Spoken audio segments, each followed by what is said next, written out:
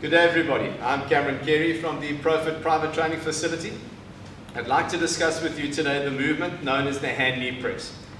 Now the hand knee press itself is a movement designed primarily to recruit the rectus abdominus, the abdominal column of our entire stomach center.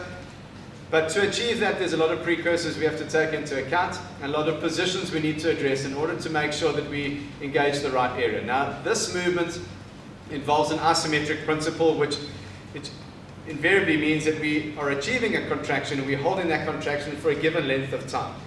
Now, the position of our pelvis, our knee, our neck, our spine, our elbow, all will dictate whether we are recruiting the most amount of emphasis to the rectus abdominis, or if there are compensating structures getting involved in this movement. Those compensating structures will kick in on an involuntary basis, and you won't be aware of it.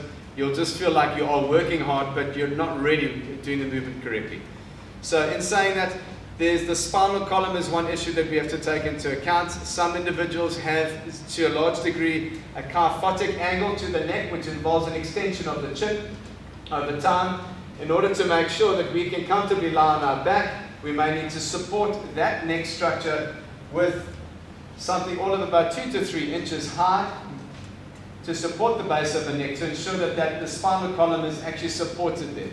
All right? And for those individuals that have quite a large degree of lordosis to the lumbar spine, which is a hyperextended angle at that, they may find this movement quite difficult to start off with on 2 hands, and we'll have to start working quite effectively on just a single hand knee press to start off with, and then eventually move on to the 2-hand system only once both structures are effectively engaging effectively throughout and at a given length of time. So let's get into the movement now. Now, in order to ensure that my spine stays in a very compressed position down into the mat, you'll notice that my back is in an arched position naturally. We need to draw our navel down into the mat. By achieving that, we are engaging our rectus abdominis immediately, okay, as well as our core. However, the rectus abdominis is the main area of emphasis in this movement. Now, once that is done, okay, we make sure that our hips are aligned and they are neutral. Now, I elevate one leg up to a 90-degree angle, all right? Once I'm in that position, I want to ensure, very importantly, that my glutes, my butt muscles are engaged. So to achieve that, I consciously send a message to my butt bones itself to actually wrap in towards each other, all right, including this guy, which isn't easy to achieve. Once we achieve that, our navel is down, our hand is placed on the thigh without the elbow on the mat. Now the reason why the hand is up at that position is that it gives us the opportunity to secure our shoulder blades flat to the floor, so the scapula is set down flat, okay? Our elbow is in, and now I consciously am applying pressure to the leg, but now the most amount of emphasis is given from the pelvic structure, not the hand itself. It's very easy for me to over push with my hand, given the strength of the arm in relation to the leg. So we want to ensure now, we have to consciously think about this. Our hand is holding, and our entire pelvis is actually pushing into the hand, obviously primarily the left side.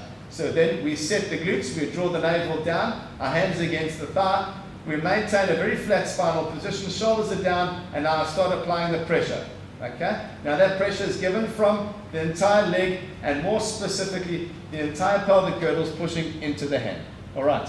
Now, that can be done for between 15 and 30 seconds on each given side. Now, you might be aware of the fact that if you have any form of groin strain when doing this exercise, that is a red flag. We need to address that, and that may indicate the fact that there's some form of malalignment to the pelvis, otherwise known as a rotated pelvis, and those scenarios can be addressed either be it from a trainer, a physiotherapist, or addressing it with a biokineticist. To some degree, a leg length discrepancy could be involved, but any groin strain, we don't do the movement. Okay. For those individuals that have quite a high degree of lordosis with regards to that arched back, like I mentioned earlier, if your back isn't flat, okay, and compressed down into the mat, you're going to load your hip flexor muscles, which is the front structures right here, more extensively than you are your rectus abdominis, and that then obviously starts counteracting the whole benefit to the exercise as well.